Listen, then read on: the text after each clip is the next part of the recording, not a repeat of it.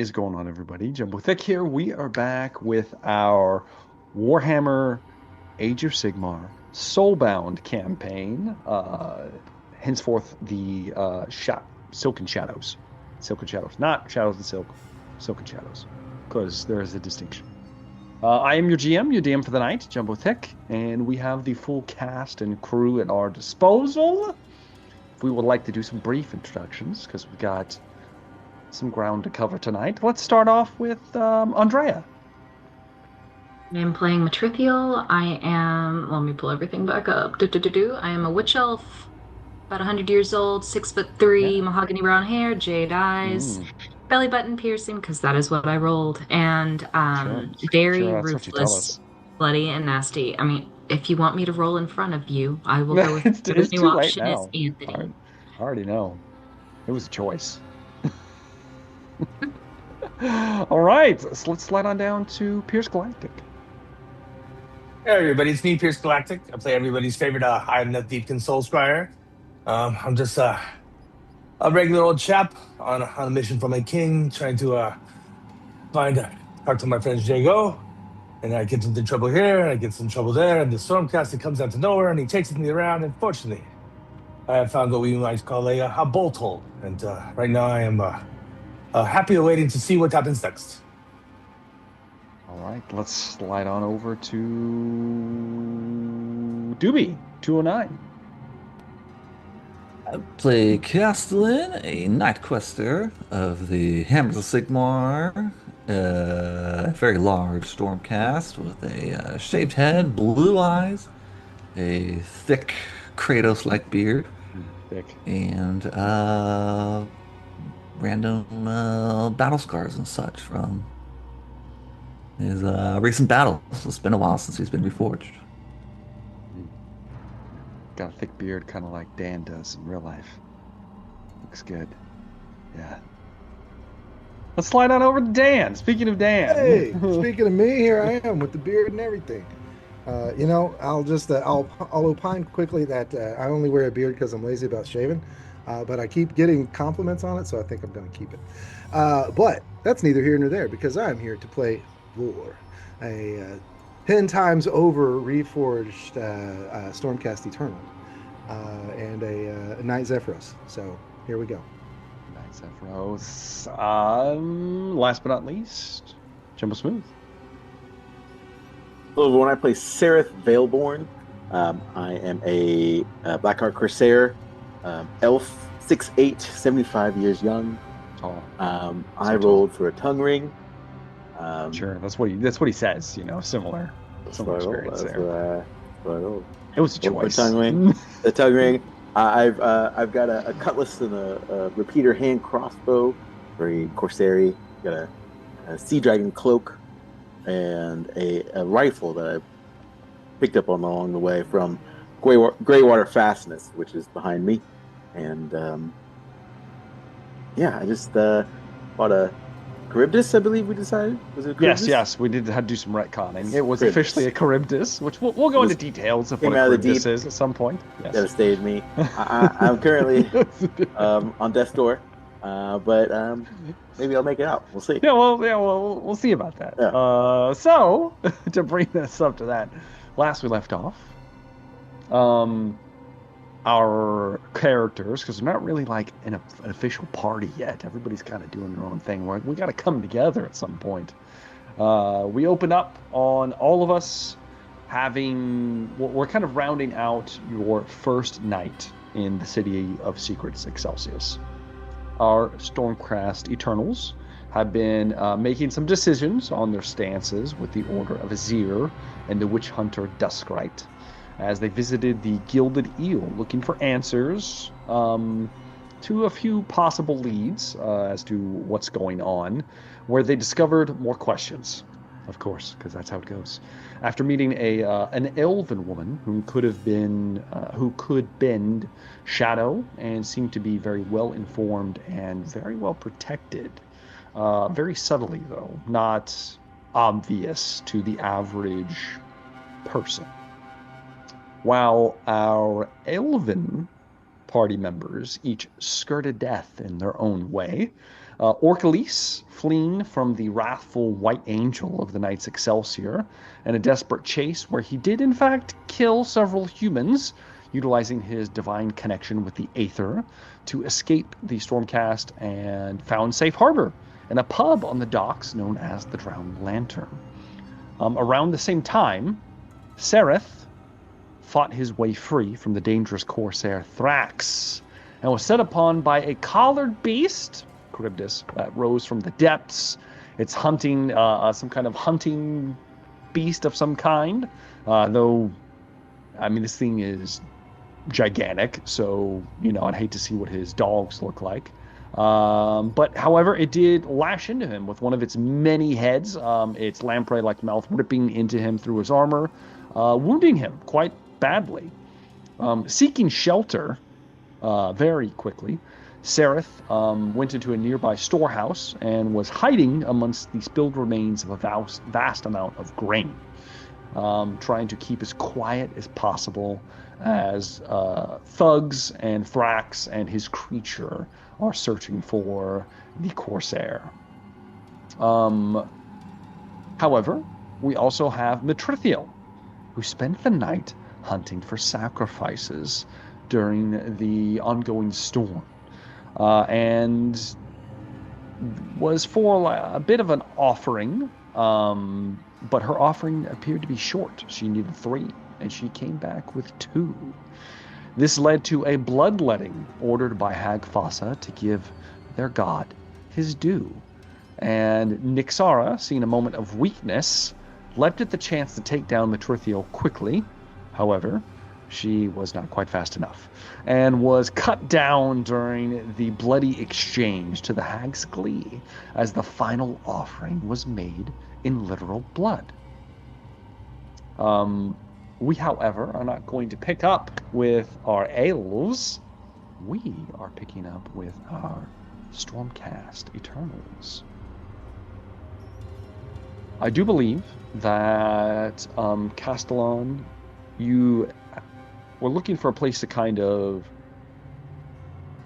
get some privacy and be to yourself, and Vor kind of mentioned that and you were also told earlier by one of the other Hammers of Sigmar that you had run into, that they have a barracks here in the merchant quarter next to a bunch of the Duardan guilds, because when you were talking with her, you discovered that they were in fact kind of stationed here next to the guilds because they've been having disappearances and things like that, and they're working very closely with the dispossessed clans within Excelsius during this trying time.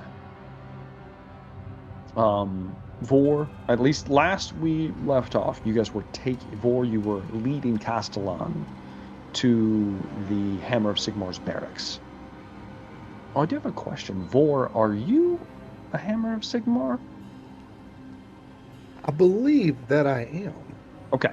So yeah. you all are at least from the same host. Maybe not this specific host, but from somewhere. Yeah. Okay. That checks out. So we're heading back to the Hammer of Sigmar's barracks within the merchant district of Excelsis. So, I believe Vor claimed himself to be the very hand of Sigmar last session. You did at one point, indeed. Yeah, so there. You know, I believe that the witch hunter Albrecht he said that he will remember this, and as he stormed out with his free guild, and they were kind of just out and about. We'll see what happens with that. But as of right now, as Vor, you're taking the lead, leading the Night Quester through this storm to the barracks itself. All right. So the Hammers of Sigmar maintain no grand fortress in the merchant quarter, only a fortified sanctum carved from Gurish stone and reinforced with Azurite will. Yet for the people of the district, this structure would be reassuring as a city wall. It stands between the Duardan foundries and the caravan guards, its outer walls forged from thick amber-veined stone, hauled from the Great Parch, then blessed and strengthened by Sigmarite inlays. The building's architecture is unmistakably Azurite. Clean, imposing lines of gold-trimmed buttresses and tall arched windows filled with thick rune-etched glass. One thing you would notice, I'm not sure how familiar each of you are with like the Duarden, but Duarden industry never sleeps, and neither do the Stormcast in reality. They may take small breaks, but in reality they just kind of power through and just keep going. While the mortal Duarden do in fact need rest, they have shifts. They do shift work. Everything is constantly in motion. The exterior of this building, as you move closer, you can see it in the distance next to a cluster of some of the larger merchant guilds, and they're like foundries nearby. The exterior has massive sigils of the twin-tailed comet carved above the entry arch that glow faintly in the night sky despite the heavy rain. There are heavy iron-banded doors crafted in cooperation with the local dispossessed clans that stand open, usually during the daylight, but right now they are closed, guarded by two silent liberators whose armor reflects the glow of nearby forge fires. The constant rhythm of Duarden hammers merges with the deep, measured cadence of Stormcast drills. Smoke from the factories curl around the upper towers, giving the barracks the appearance of a shrine rising from industrial haze. Unlike many of the free guild garrisons that you may have seen walking throughout the city, there are no banners proclaiming glory, only the sigil of the Hammers of Sigmar and the faint hum of celestial power. As the two of you approach, the two liberators look statuesque, barely moving, even in the rain. They each have a hammer and shield. The hammer is looped on their belt. It's not in their hands actively, but they stand there sentinel. As you approach, both of them reach for the large iron doors and push them inwards. These things are massive, but they seem to push them with little effort. You don't hear any grinding or any kind of indication that these are very well crafted, I guess would be the words I'm looking for. They slide almost effortlessly, despite their weight. The two of you walk into the main courtyard.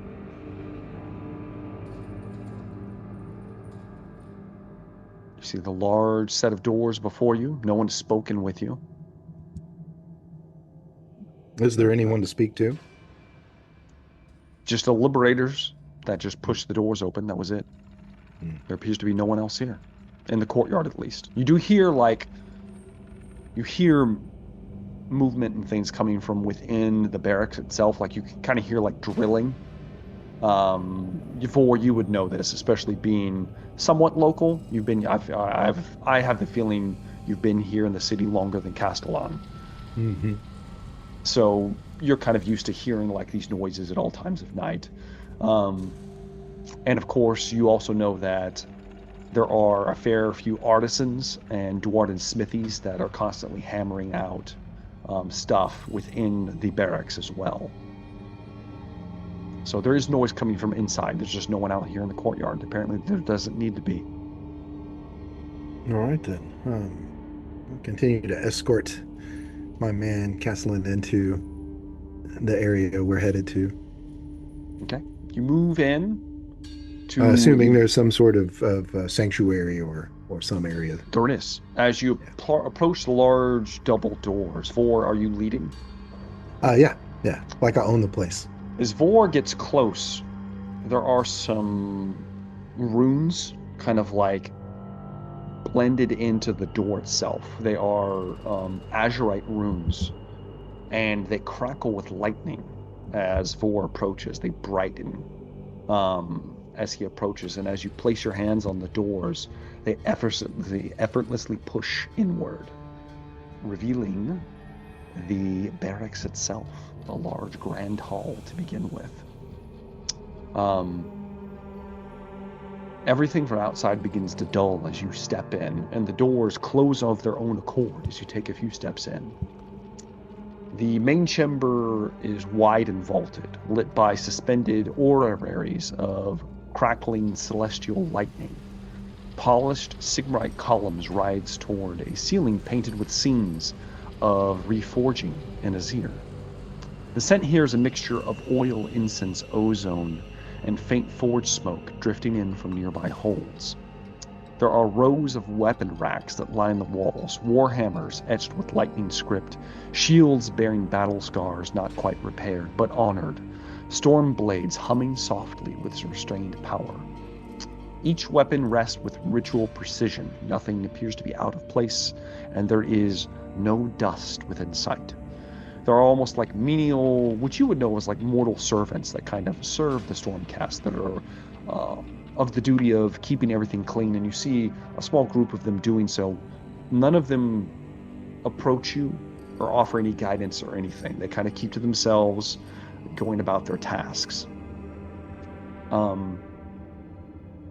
You would know that as you step in, Vor, you would know that this barracks is quite, it's not vast, but there are a few different areas that you could visit if you so choose.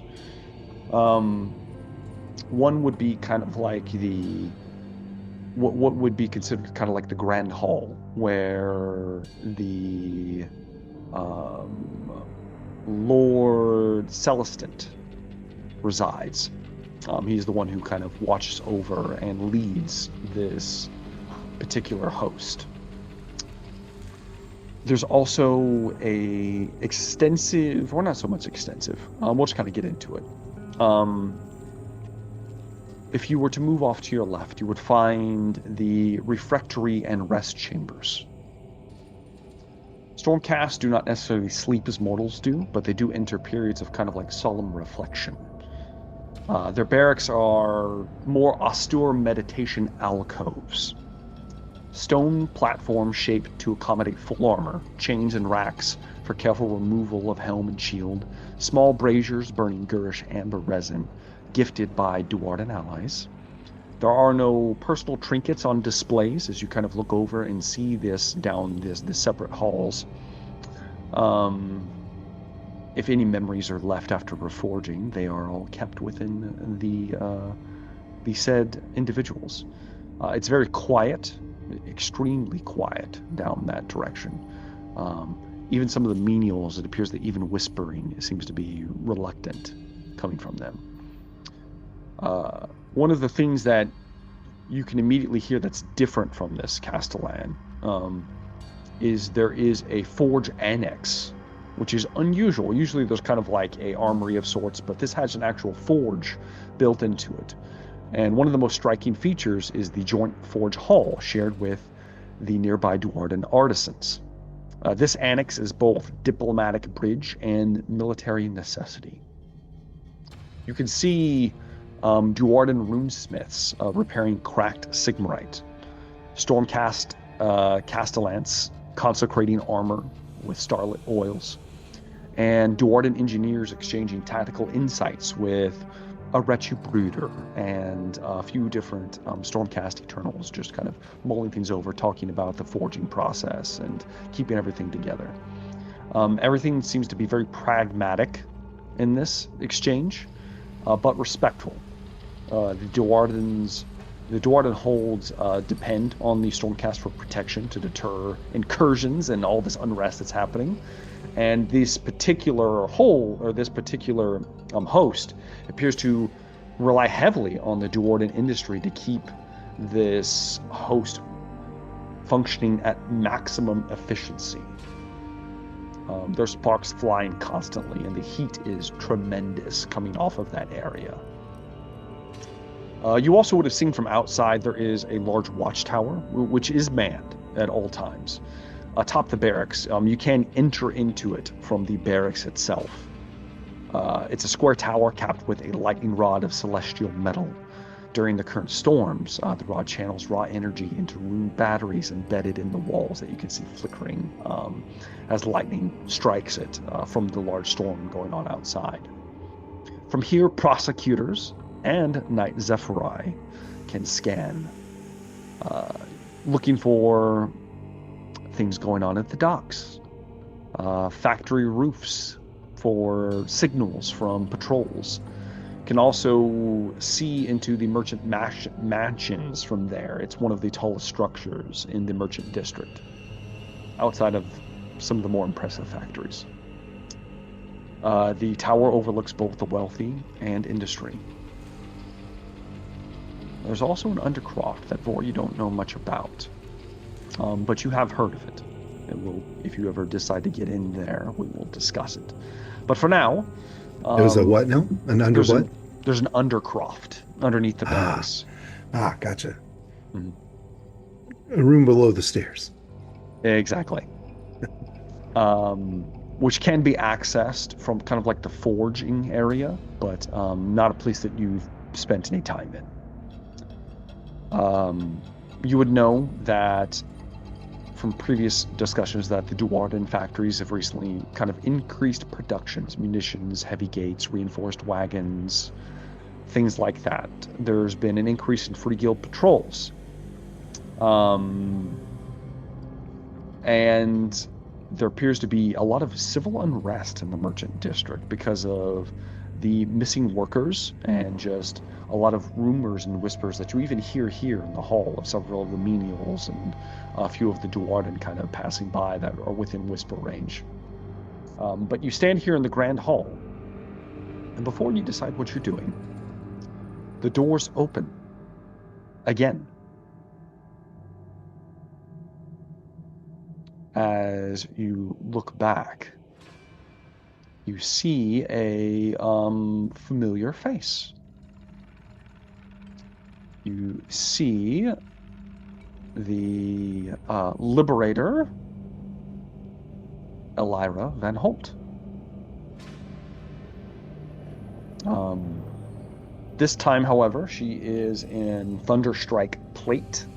Appears that she came here to get re-outfitted with something a little more durable. It appears to be dulled by forge soot and possibly real combat at some point. Not parade polish. Her armor bears dents left unrepaired by choice. Each mark is a remembrance. She carries 2 Sigmarite warhammers, their heads squared and brutal. No ornamentation beyond etched lightning bolts at the haft. She moves towards you, each of them looped onto her belt. Her twin hammers kind of hang at her sides. One drips rainwater, the other bears a smear of something a little darker. She stops as she enters and the doors begin to close, seeing the two of you. You chose to come here, my lord.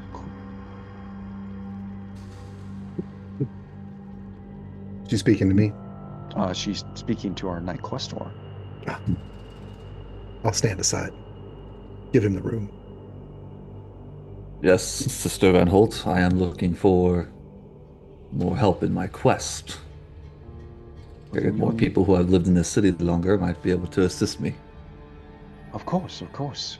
If you seek our aid, you are looking for the Lord Celestant. He will... You have to go through him if you want to get anything done around here, unfortunately. I'm just coming back from patrol. This is... What a coincidence. I'm glad to see both of you. Vor, you look like you're doing well. It looks like you did not run afoul of anything too much. Nothing that couldn't be settled with a reminder of whence we come and who we serve. Interesting choice of words, Sir Vor. Very well, good. Yes, the patrol I just went through, we ran through the veins. Strange.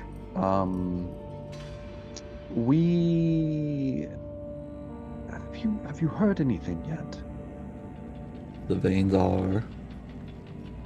It's one of the more poor districts of the city. A lot of the more lower caste of society take recluse there.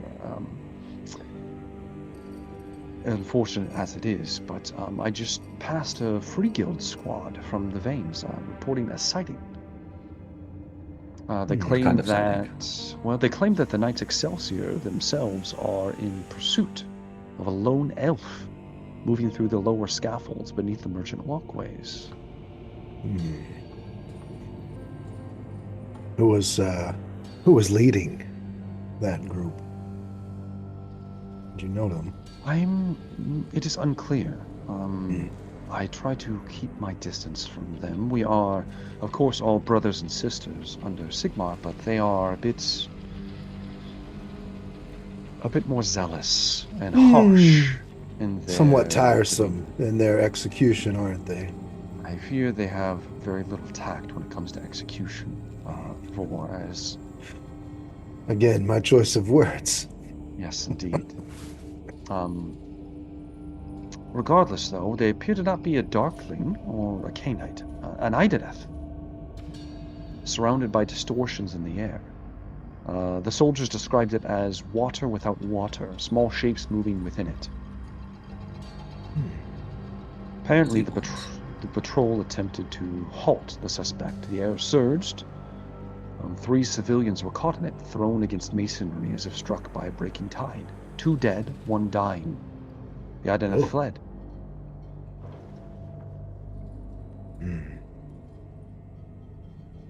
Moments before the surge, the elf was seen entering a hovel of a hedge wizard.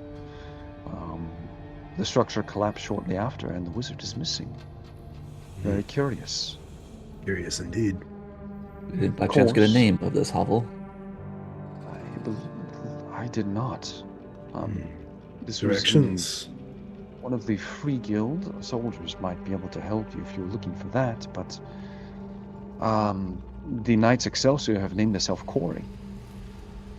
They are currently deploying an organized hunt. The party is to rise at dawn. Their hunts often end in execution.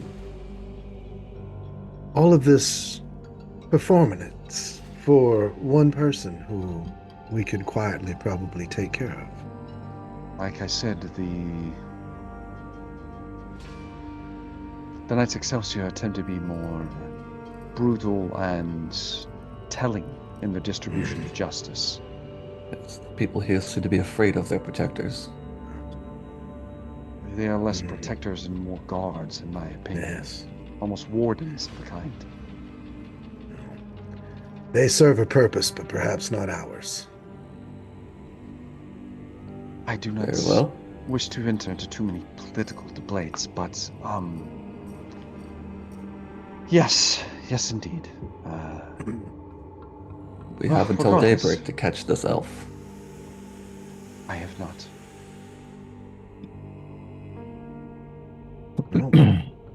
Well, Castellan, then. If you wish to It speak appears with... we have an elf to find. Are you wishing to take part in the hunt? No, I don't know if it's better we find him first, or leave it up to the Excelsiors. yes, I believe we will take part in our own hunt. Very well.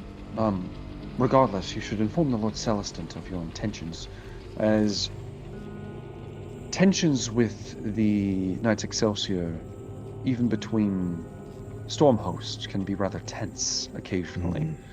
You will need the proper badges of office to pass unscathed and unquestioned, even in these trying times.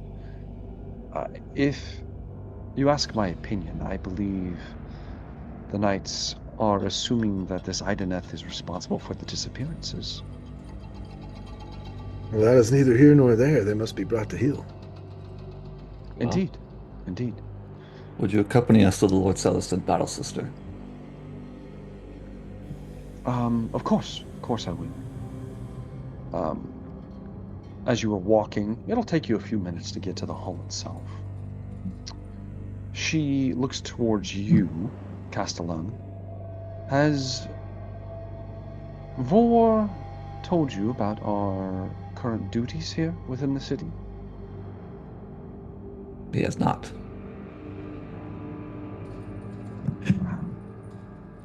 Do trivial matters like that concern you, or are you... Very well, I might as well learn as much as I can while I'm here. I do have my own questions about a certain witch hunter. Very well. Currently, as you're walking, and there's several other Stormcast that kind of walk out. Most of them are unhelmed. Some of them aren't wearing armor. They're kind of in those alcoves that I described earlier. The majority of them kind of unhelmed, looking around, seeing Vor leading the Night Questor, as well as this more familiar woman walking with all of you. She says, our current endeavors within the city are mostly intertwined with the district houses, the Embervein Consortium, the Cog Hall Compact, the Gilded Pick Syndicate, and the Rune Anvil Lodge. If you want, you can give me I believe it is a mind intuition test. Either of you, feel free. Okay. Actually, I think I'm pretty good at that because I've got a point in intuition, and my mind is 3. How are you looking, Castellan? I just have a 2. Okay, You can both. so You can gives both me- say it. You can both do it. Doesn't matter. Okay. Oh, You're looking for 4s. I got a Yeah, 6. I gotta pull up my Awesome. dice. Hold on. I forgot to bring up the dice. I suck at this. All right. Come on. Yes, I accept all of the cookies. Castellan has a success. Vor, do you got anything? I'm about to roll 4 dice. Yes, because I have a 3 plus a 1 point. Is that correct? 4 dice. Yes, 4 dice. If you have training. Boom. Whoa. And hold on. Let's see what that came up as. That is it won't show me all of them. I have 4 ups. Yeah, I think I had 1 4 up. Okay. It's not showing He's me got- my entire roll. that Yeah, means 2 2. 4s plus my skill. Yeah. So. Okay. So with that, both of you see, and Vor, you can, Vor, you've been in the city a little bit longer, but I'm going to say since you're reforging, you're pretty fresh. Well, that's what I'm going to kind of. I mean, I have story-wise. remnant memories But of this place. But this is like you're pretty freshly reforged, and this is your first time coming to the city in a while. Like you were sent here, you're not exactly without kind of a lot of guidance. You just felt the need to come here. You're not exactly sure what all's going on. It feels familiar, like how rain feels familiar because you've been rained on before. Exactly. When she talks about the Rune Anvil Lodge, she kind of looks away for a moment, as if she's uncomfortable.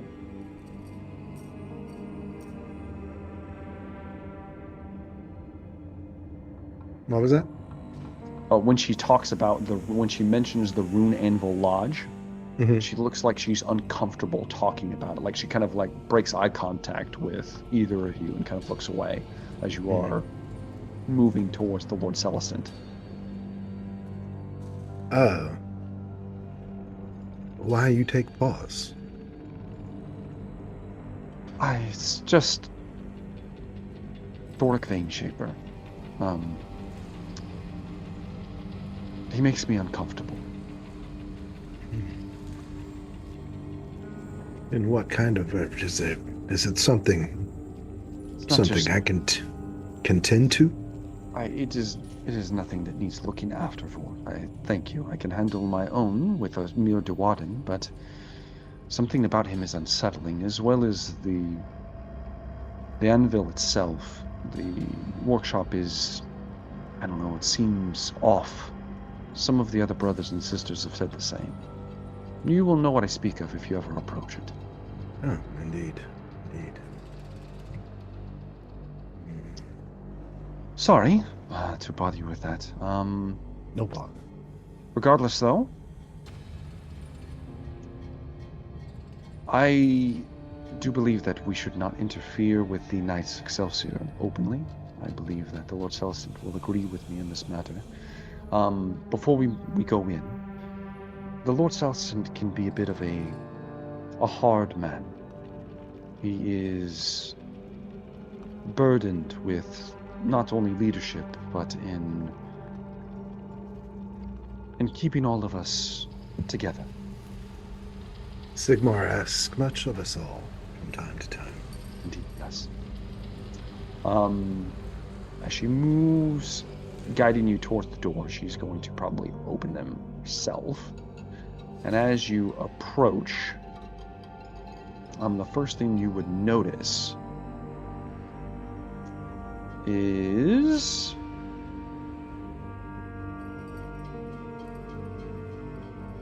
all right, hold please. Okay.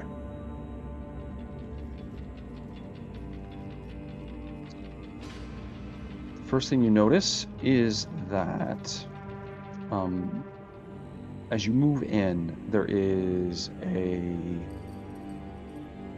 large dais, or not really dais, would be the words. There's a hall of measured silence, is kind of what this is called. There is a dais. It's all, and the dais itself was made of sigmarite, as well as there's like stone steps that lead up to it. And this place is eerily quiet. You can hear the thuds of the hammers from outside, but they sound muffled in this moment. Even the crackle of the lightning from the storm beating down on you is muffled. The Lord Celestant himself is immense, even by Stormcast standards. His plate bears the deep burnished gold of many reforgings, its surface etched with angular lightning motifs, filled with faintly glowing amber, a gift from Duardan rune priests whose holds he protects. His helm resembles a crowned thunderbolt, flared at the crest like a rising comet. A heavy lion fur cloak, possibly from one of the local creatures, drapes from his shoulders. His warhammer, known as Grave Toll, is block-headed and brutally simple, its face engraved with tally marks, each representing a battle fought in defense of the city. When he moves, the air tastes faintly of ozone, and as he speaks, it carries like a forge bell struck. As he takes a few steps down, you see that the Lord Celestant, he does not immediately turn. His kind of like back is facing you all. He's watching out of these large windows at the back of the chamber. And it looks like he's looking out over the merchant district through the tall rune-etched windows where smoke coils from Duardan chimneys, flickering in the lightning in the storm. Without looking back, you tread heavily, not in body, but in purpose. Lyra stops. She nods her head towards the two of you, and she quietly closes the doors as she steps outside. There's a pause. He turns. There are two more liberators in this room. They stand to the either side of the dais. They each strike the halves of their weapons against the floor in unison as he speaks. He turns and takes in the sight of Castellan and Vor. You seek counsel or permission? Permission, Lord. He looks towards you. There's a crackle of lightning in his eyes. Then he looks towards Vor. There's a bit of recognition. Recently forged. Indeed. And Many you. times over these days. He looks towards you, Castellan. Burdened by visions. I am. Night Quester, speak, and you shall be heard. I'm Castellan, Night Quester. I have been sent here. And the current mission is tracking down elves. I require help and permission to engage one that may have been discovered. Elves, you say? Yes, I need to get to him before the current party gets to him. The knights, what are they? Vexlers? Excelsior. Excelsiors. We wouldn't be bothered to remember their names, probably. I do not wish to cause any conflict between our storm hosts. If you seek no conflict, then I would suggest, as I have no sway over a quester such as yourself, but I would give pause to hunting something that the knights deem worthy of prey. Allow them to perform their tasks. You say you have visions. What gave you these visions? Or did Sigmar gift them to you?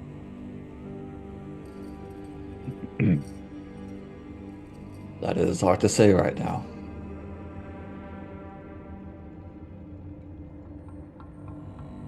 If you seek counsel on visions, I would recommend the Collegiate Arcane. They study prophecy. This is, after all, the City of Secrets. Glimmerings, sacred to Sigmar, are studied. Visions are easily deciphered. If that is the root of your quest. If you seek elves, I would speak to the covens. There's not many left within the city.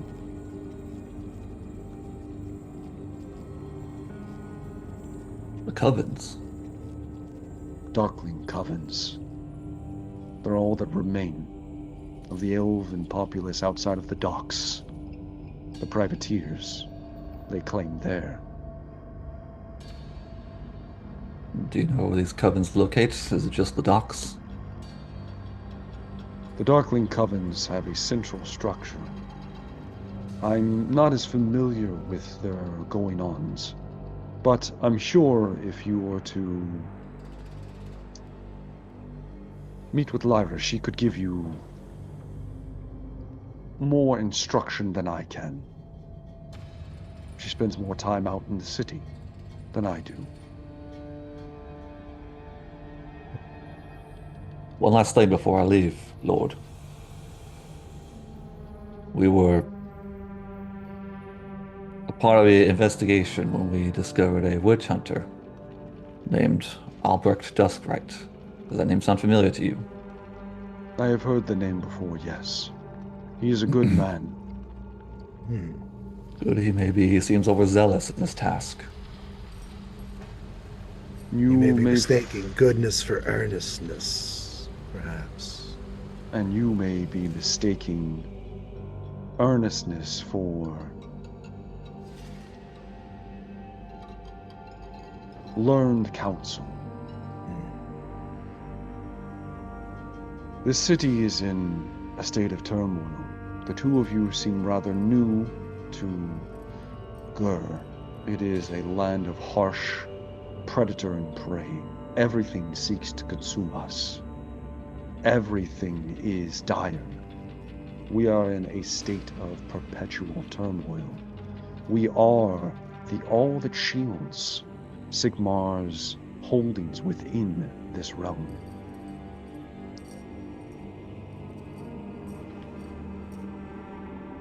I have met with Duskwright in the past, and he has served this host nobly. If he has acted unbecoming of his stature, that is unforgivable. However, I would ask you, lend some grace to the mortals. They have not as many... They do not see the grand picture as we do. They can get quite obsessed. These times perhaps push mortal men to limits they weren't intended to. But justice through violence is not justice. You give yourself counsel for. May I speak frankly, Lord? Of course. I pity the mortals of the city that live in fear of their protectors. That is quite the dilemma, is it not? We are protectors, but unfortunately for us, there are wolf among the sheep. It is hard to tell who is safe to let your guard down around, so we stay ever vigilant. The Knights Excelsior are a little more uncaring of the amount of damage they cause, but it is effective. I can see the logic in their doings. Mortals are Sigmar's people, but we are his chosen. And while we have his vested interests at heart, there are always more of them. However, I believe the loss of such individuals to be not worth the amount of devastation they cause. We take a different approach, as I am sure you are aware. We only strike when necessary, but we are also vigilant. However, that does allow things to slip through the cracks. If they continue to take the just unjustly, these halls will be filled with Eternals. Sigmar will guide us all and protect us, Vor. As always. Regardless of what you decide, I would suggest you wait out the storm. Much of the city will be bedded down till the morning. You may take rest here in the chambers, and you may take these badges. They will level you with free passage throughout the city. My lord, allow me, if you may. Do not take my frustration for indignance towards you or Sigmar. Your aid is much appreciated, and I will stand by this Night Quester until we have succeeded. I would like to speak with Vor alone. And the Liberators immediately, no question, turn on their heel and move towards the door. Thank you for your time and counsel, my lord. Should you I'll need give more, him the salute in turn. should you ever need more, I am always here. As you turn, move out the doors close, leaving Vor within the silent hall.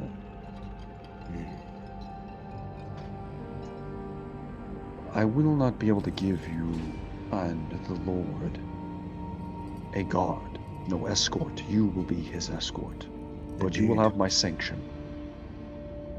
You should return to me with any findings you have, with truth and not suspicion. Are you wearing your helmet, Vor? I think I would probably have it cupped at my hip. Okay, so you're not wearing it. No, Okay. no. You kind of like, no hats inside kind of thing. Atrix begins to study you. He's looking over you. Kind of like, not necessarily as a superior, because he is physically larger than you. No. But he's more inspecting you. How many times have you heard the thunder since your last fall? I nearly lose count these days. So much of what was is no more. But I do believe I am here after centuries on my 10th iteration. Do you remember the storm clearly, or only the tearing? The storm fades, but the tear, it burns. Adrix lifts one gauntleted hand, and not touching but hovering near your breastplate, there's a flicker. A tiny arc of lightning skips across your armor. It escapes you when your thoughts wander. He begins to turn slightly, pacing a slow circle around you. Reforging is not repair, it is reconstruction. Each time, something is simplified. Some lose fear, some lose mercy, some lose memory. What have you lost for?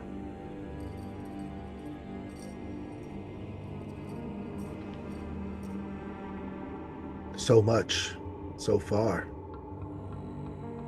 This city, it's familiar, but foreign. These sounds echo in my heart against the walls of despair. As you say that, there is a fleeting instant, just a heartbeat, where you feel warmth, the scent of fresh bread, flour in the air, and a child's laughter, and then it's gone. A little sparkle of a tear, a little electric tear. The Splash. Lord Celestant doesn't react outwardly, but his voice softens. Hold fast to whatever still anchors you. He turns towards the high windows overlooking the merchant district, the Duarden chimneys belching smoke into the garish sky. Excelsius is not merely walls and stone. It is a labor, it is families, it is fragile. If you begin to feel nothing when they suffer, come to me. He's not making like a threat, No. or anything of that sort. There are whispers of reforgings returning altered, not corrupted, not yet, but distant. The storm does not always give back what it takes, and sometimes it gives back something sharper. My heart yearns for justice, and my mind seeks the truth. As you should. You were mortal once. That is not weakness. If memory fades, choose your purpose.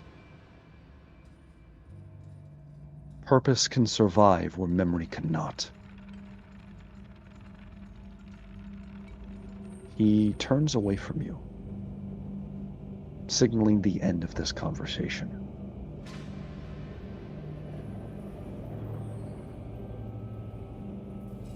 I'll snap to, turn my helmet to my head. My lord. I'm going to turn and leave. You leave.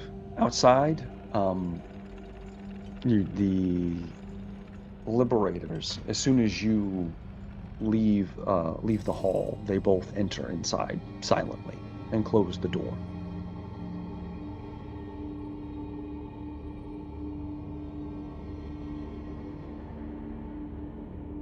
And Castellan, are you outside the doors? Yes. Yes. Well, it appears that my intent to stand by your side has been granted its request, and I am at your service, Night Quester. Very well, Brother Vor. First things first, I have to find Elira. And off we go. Finding Elira is easy enough. She's actually moving into the hollows, where everyone is kind of like beginning to unburden themselves and kind of take their contemplative restive states after her patrol. You come to her. The Lord Castellan suggested we wait out this storm. What can you tell me about the Elven Covens? She has removed her armor. Mm-hmm. It's kind of set up. She's unburdened herself in this kind of small alcove. There Mhm. is like a heavy curtain that can be drawn to give some privacy. And these, when I say alcove, this is a sizable room. It just doesn't have like a formal door. But without her armor on, she's heavily muscled, very scarred. She's seen a lot of battle. But she turns and sees the two of you. She's wearing what all of you kind of wear beneath your armor. There is like a azurite kind of like we'll call it leisure wear, but it's kind of like toga-ish kind of thing going on. Pajama like kind of stuff, very loose fitting blue and white clothing. Like a moo. Sure, we'll go with that. Moo. Why not? Thanks a lot for that.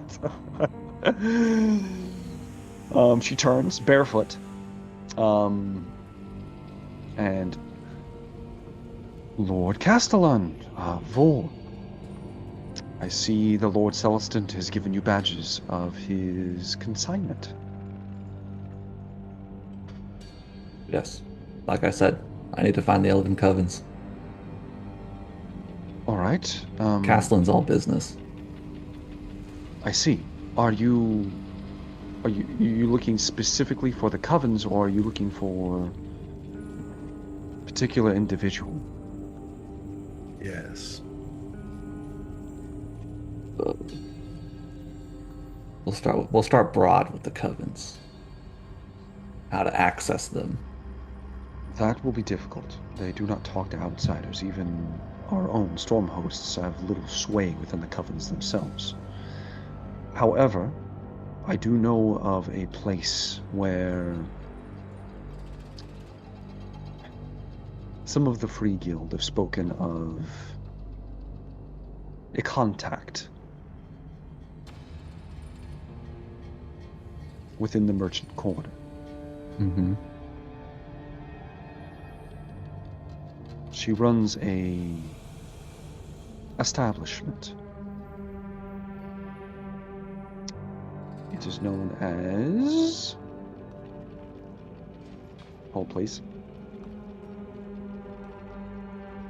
I had it, and now I don't. The Glomloom Atelier. I think that's how you say that word. Atelier. Is it Atelier? Atelier? I don't know how to say it. Sounds It's good French. to me. It's French. It's I don't French, know. huh? You said with a French accent, you have said it correctly, huh? It's like fancy clothing place. Yeah. It's la Clothier, huh? Does she have a name? All I have heard is known as the Silk Regent.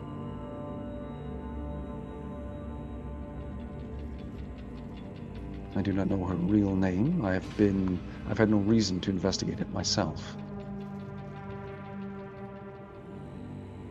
Very well. The Lord Celestant told us basically to wait out the storm and bed down for the night. Do you have any open rooms we might be able to use? Plenty of empty alcoves. In fact, the one next to mine is open, if you would Very well, thank you. care to unburden yourself.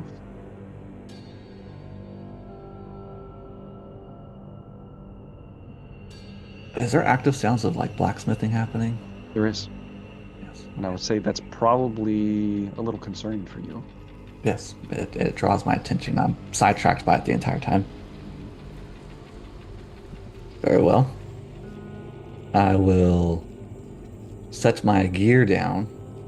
Yeah, are you going to your... I'm assuming you're going to your alcove. You're not Yeah, I mean, I'll set unburdening in hers. my big hammer down in an alcove. Yeah, you go to put your big hammer down in the next alcove. Yes. Is that what the kids call it these days? 4, are you just going to stand in here and stare at Castellan as he unburdens, or are you going to go to your own little privacy chamber? I'll probably take up my own little alcove. No, Easily. I'm not as guard. I'm just as Guy Friday. So. Just as guy right now. As you are unburdening yourself, Castellan, the echoes of the forge hammering are drawing you back. Every time there's a slam on the anvil, something just kind of ignites in you. And it takes a moment for you to kind of calm yourself down and get into that meditative, reflective space. As you are unclasping majority of your armor and putting your things up on the racks and where your weapons can lie. There is a bed here, though it looks like it's hardly ever used, should you choose to use it. But one thing you realize is as you are placing some of your stuff down, a roll of parchment falls out of your... Yes, falls out of your belongings. I would like to read that piece of paper at some point. Now is as good a time as any. As you look it over, you see that it actually appears to be some kind of riddle. You actively sigh as you read it. Yes.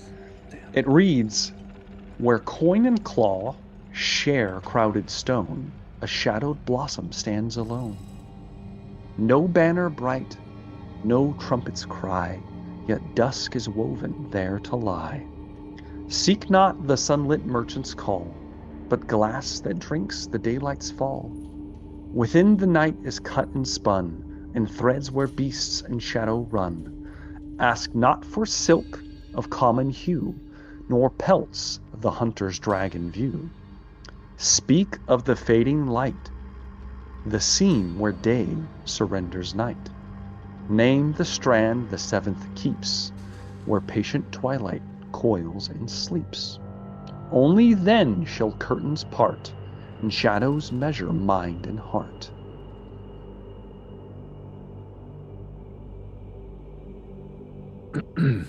Very well. Very well. Aslan's gone cross-eyed. This sucks. Okay, well, I'll tuck that away in my little notebook that I keep. But while he is trying to enter his meditative stance, Castellan has an unnatural ability of drawing life-like renditions of portraits of people. Okay. Is it possible that he can dig into his memories and draw the elves that he had visions of? Easily done. Okay. No roll needed. You recently saw them clutching at the stone. It gave you several other visions clustered with it. I hope you remember. Mm-hmm. But you begin to sketch out faces. Draw all of it.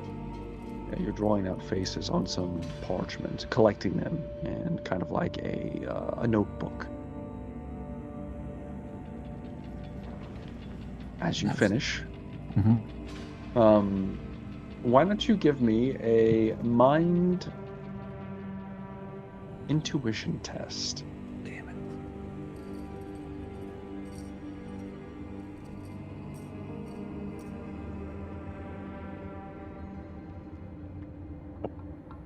I got 1-5. You got a 5. Got a 5. The difficulty on this was a 5 because it's a little bit Yes. harder than normal. Very smart. As you're sketching out, you begin to reflect on the poem you just read. And you start to realize it's not a poem. It's actually a coded message. Yes. It is instructions.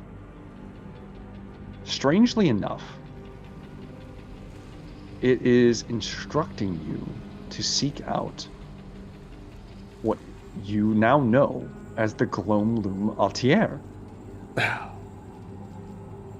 knew it. However, towards the end of the message, it gives instructions that when you need to request, there's a password. You need to request Twilight Thread from the 7th Loom.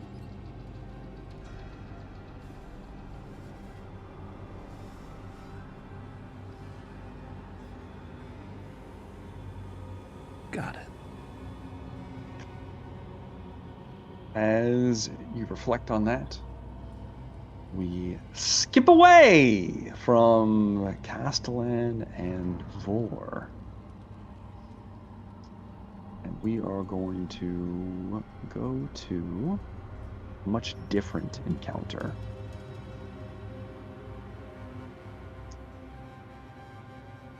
Right.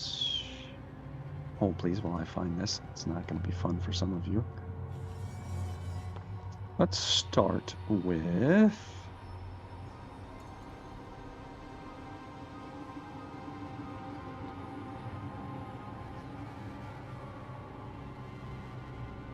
We're going to start with Orcalise. Oh, awesome. That's so great. That's exactly what I wanted. Beneath the tap room of the Drowned Lantern, below the laughter of sailors and the scrape of tankers, the trapdoor hidden under a warped, under some barrels. You are within the cistern below. The scent of salt water replaces ale and sweat. The sound of the harbor filters faintly through stone, muted and distant. At the bottom lies a vast circular chamber carved from old foundation rock. The floor slopes gently into a waist-deep pool of seawater, fed by concealed tidal channels. Bioluminescent algae glows faintly along the submerged walls, casting shifting green light across stacked crates and tarped shapes. At the center of the pool, it rises. A creature surfaces with quiet grace. 8 long arms, slate blue and scar-lined, coil over the edge of the stone lip. Its mantle is broad and rigid, its skin mottled in shifting hues that mimic the stonework around it. One eye bears a pale cataract, the other is bright, intelligent, and calculating. A bronze chain hangs around its mantle, suspending a slate tablet and waterproof stylus. It is most certainly what you would know of as an Oktar.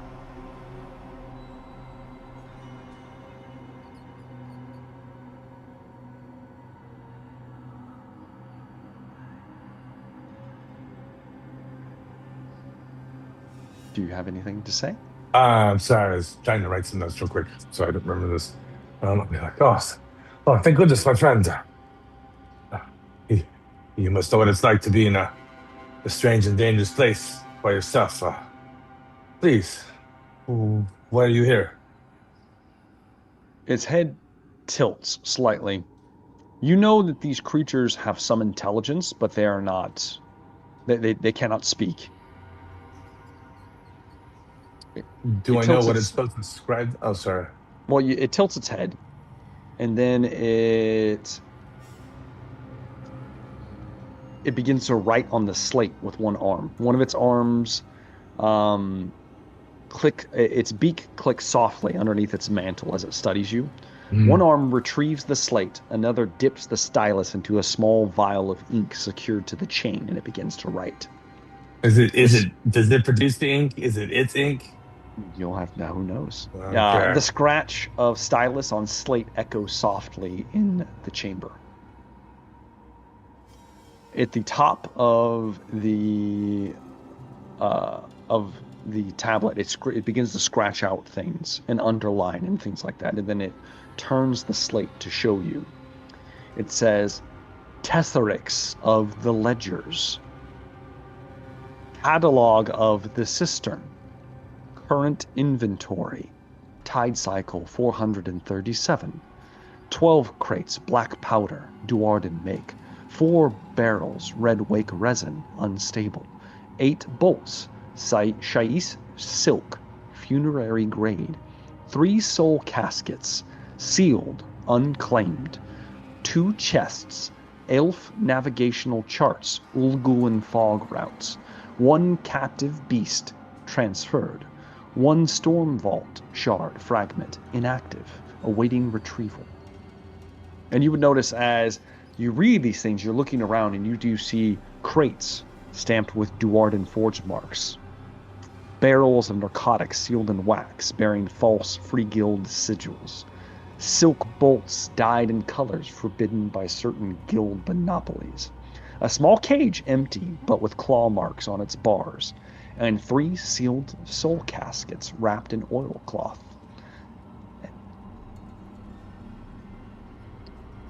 This all sounds like something that I could use in trade to buy my passage somewhere else if necessary. The Because I storm might vault. steal it all right now. Well, the storm vault shard fragment. It says awaiting retrieval, and he underlines it a few times. Would I know what that means? It means As a player, I that don't know. I don't know. I don't know. I don't understand the storm vault fragment needs retrieving. As a player, I'm sorry. You don't know what any of Okay. you know what a soul casket is, but Yeah, I the, definitely know the rest of this stuff is not stuff that you do deal with. Unless do you spend a lot of time on land? I would say much more. Yeah, compared to my people, which Okay. hide like under the ocean. Well, then you would yeah, you would recognize a lot of this stuff is just like plunder. trade goods. It's trade goods. Nothing extremely useful for the Enclave outside of the soul caskets. The other stuff could just be illicit trade goods that more than likely you're getting to see the picture of what kind of deal the Enclave has with the proprietor of this inn. So it sounds like this is the payment we give to keep this under the sea, so to speak. Okay. Is there another exit out? Can you show me? Or must I wait for the tide to rise and the sun to drop? His skin shifts briefly to a faint purple hue, a sign of acknowledgement of your allegiance to the Enclave. His bright eyes study you. He begins to write.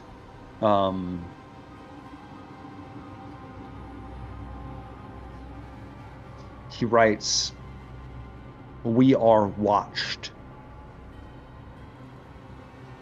The bioluminescent algae kind of flickers as something heavy passes far above in the harbor waters. The cistern trembles faintly. Tesserix's eyes narrow, and he begins to erase the slate as he looks towards the cistern that leads out to the harbor.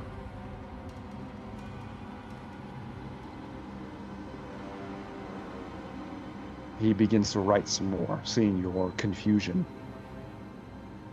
Do I hear it? Does it sound like there's like it's something big passing by right now outside? Yes, what you said? Okay. Literally something large is passing around the harbor right now. Okay. He begins to write. He begins to write, "Unsafe to travel." Sounds like it. Well, merci. I appreciate you letting me know. I guess we shall. Man, how long have I already been down here? I just got here, right? You just got here. Came in. Yeah. Yeah, you just got here. All right. I think it might be West. I think it might be best to wait a little bit to see if maybe it gets quieter outside before I try to make an exit. Okay. As you begin to rest, it's kind of sexless if we're being honest. I'll just call it he for the sake of that's how it's going to go. He begins to write with his stylus again, scratching. And it says, can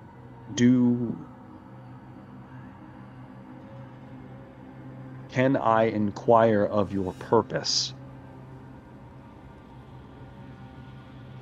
Oh, yeah. I suppose there will be no harm in me enlighten you a little bit. Perhaps also, if it is the end of me, at least my last moments will be documented. The king. So I'm from. I can't remember if you had a specific king for me. I was going to say the king Voltaire. Voltaire. I can't pronounce it, but Volturnars. Okay. He's from Bernard. Yeah. Sent me on a little a mission. I'm here to find a friend of his, a powerful human wizard, the greatest in all the land. His name is Jago. There's not to know if you've heard up here, but there's there's trouble. We have seen enclaves and even outposts. I'm watching him right. I'm gonna keep talking until he shows me the slate. He's erasing quickly and begins to scribble out something as you're speaking. Continue. Okay. There's they are just disappearing.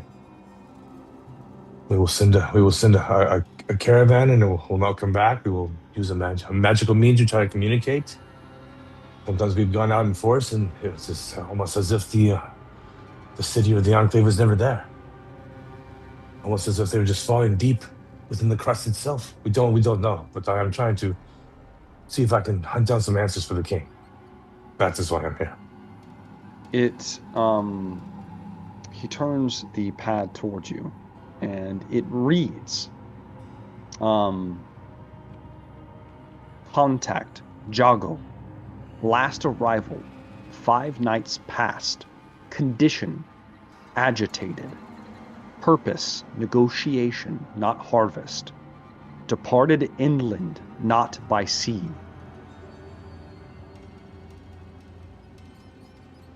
Why did you take so long in telling me this? This is so important. Begins to write some more. Destination, Glomloom Atier.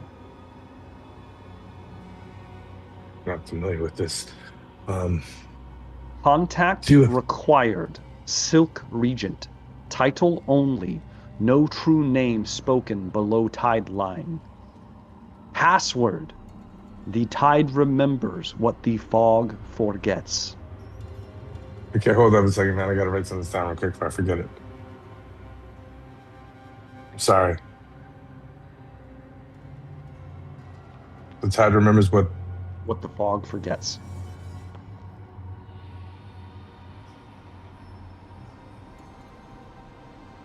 Okay, so I heard you say basically 5 days ago he left inland to go to, what's the name of the... He was here. So yeah. He was here for some reason. And then he left to go to the Glomloom Atier.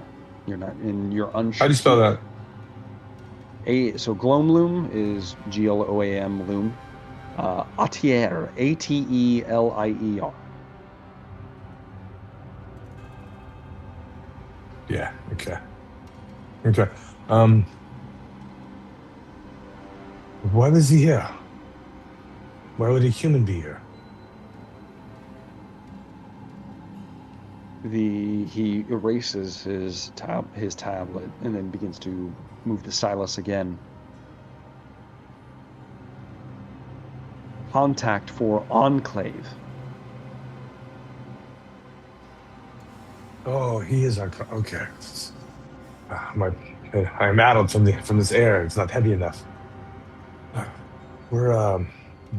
Did you not say there was maps around here? Perhaps I can try to find a better idea of the location you need me to see. He begins to wipe that away, and he will... But that pyro would appreciate these. Maybe he will help me out. He begins to write, seek direction from Master Alvith Rhine, the proprietor. Wow. That's the man you met upstairs. That's the man I spoke to earlier. Yeah, yes. That's right. Yes. Okay, I remember that. All right. You get the idea that this creature has a very keen memory, but it's not super intelligent. Like it's not capable of a lot of like out of the box. It registers thinking. The events that happen, yes. But it doesn't place those events. Apparently it's fantastic at keeping track of stuff. That's kind of what it does. Purpose. It keeps track of things. Yes, that's all it does. Okay, how much noise is there upstairs? Is it still popping off, or does it sound like it's calming down a little bit? It's kind of popping off a little bit still. Might have to just stay the night and just try and catch him in the morning. I don't want to go up there and cause a scene. Yeah, it hasn't been a great start, so I kind of want to see if I can hit the reset button. Mm-hmm. So reset button. I attentively pay attention to both the sound outside to see if it's worth going outside for a swim to check it out. But also, I need to talk to him, so I guess I'm gonna just wait. Okay. Are you He going kind of calms to down. do you want to check out the cistern out towards the harbor? Yeah, but I don't want to go out there. There's some giant Give me dwarven a build ship or something out there about well, to blast me. go ahead and give me a I believe it's the perception one. I can't think of it right now. It's awareness. Awareness. There we Awareness. go. Yeah. Awareness. Mind All right. awareness. Yeah, I wish I had better mind. Okay, let me go to the dice thing we're using. Okay, so it's gonna be 4 dice. I have 2 in awareness and 2 mind. Because of Okay. your connection with the ether sea, I'm going to give you advantage, which means that you need 3s instead of 4s. Oh, that's pretty great. Thanks. I got a 5, a 6, a 1, and a 3. So I got 3. Okay. That's awesome. As you move down the cistern, you're much more at home in the water, and you feel comforted. Your scryfish moving around you. It gets a little tight, but not so tight, because you get the idea that like this is a way for your people to kind of like smuggle things in and out. But you make your way to the exit of this cistern that just exit out into the harbor. And as you're close, it's quite dark. There's no luminescence, but you're used to darkness, and you more or less feel with your other senses what's moving around. I have night vision too, man. Yes. I'm optimized for the water. You move out, and as you begin to look around, you begin to feel heavy reverberations through the water of something moving nearby. And as you look, you see a rather large creature is moving around above you and kind of in your general area around the docks. And it's big. You would recognize this as basically a sea monster. However, you see that it is shackled, and it is tethered to one of the vessels in the harbor.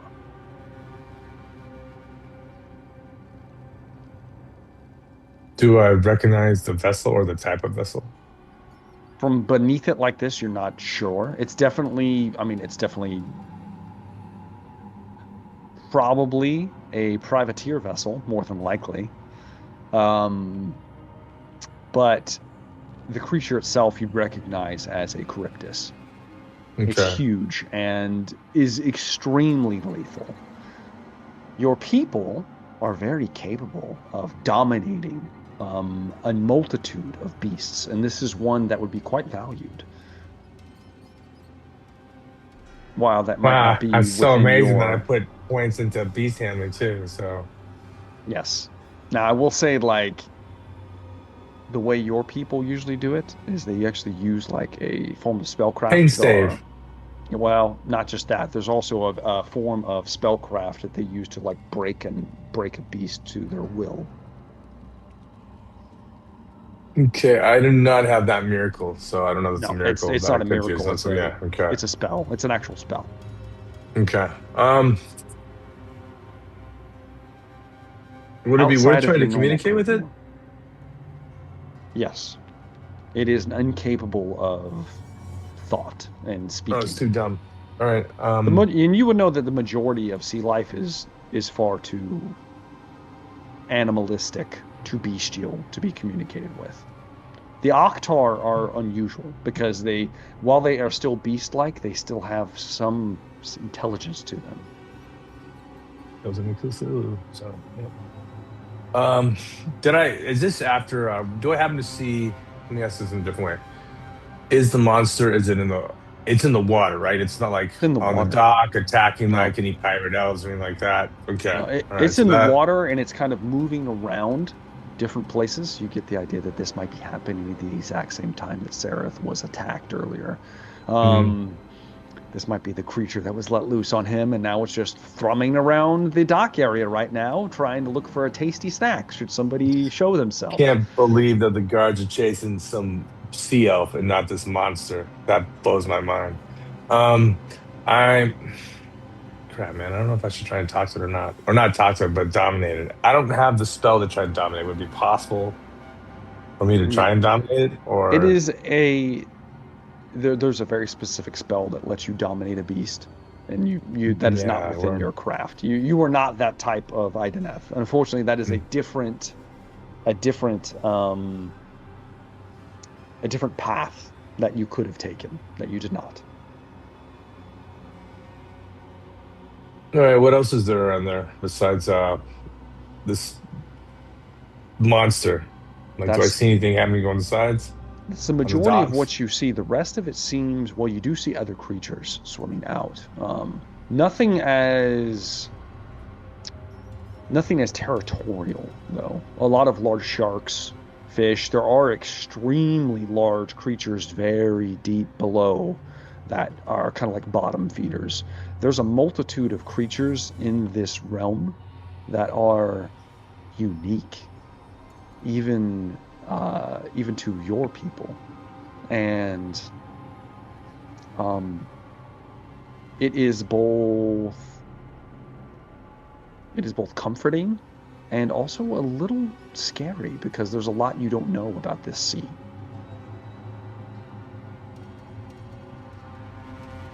There's a lot I don't know about the city either. I don't know what to do right here. Sure. Um, I don't, man. I don't think it's wise for me to just go exploring, but I wanna.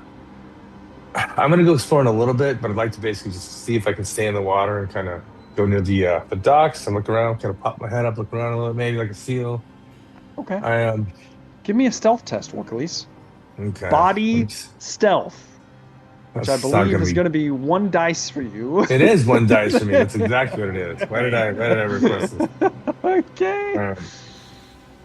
Um, Let me pull this up real fast. I got a 5. Okay. Oh, yeah, I got a 5. So potentially, I've not seen. Immediately, as soon as you go to move out of the cistern, the creature above you, one of its many heads snaps down and it begins to dart downwards. There's a percussion above of the waves crashing together, some of the ship's rock as it launches headlong in your direction. Its many mouths gaping and opening, the cistern maws as they come clamping down. Are you going to continue to search, or are you going to retreat into Oh, the no, no, cistern? no, no. We're going to retreat into the cistern. You immediately move back and it smashes against the alcove. The rock kind of like moves and bends almost like an earthquake was happening on the dock a little bit. As you kind of pull back and move your way back to where the ledger is being calculated and ever tabulated. Don't, that's fine. You don't need to record it. It's fine. I'm going to hang out until it gets quiet. So I'm going to talk to the proprietor, man. I don't really Okay. have another choice. As I mean, I do, you but I don't have a viable choice. So as take refuge in this cistern, that is where we're going to take our first break.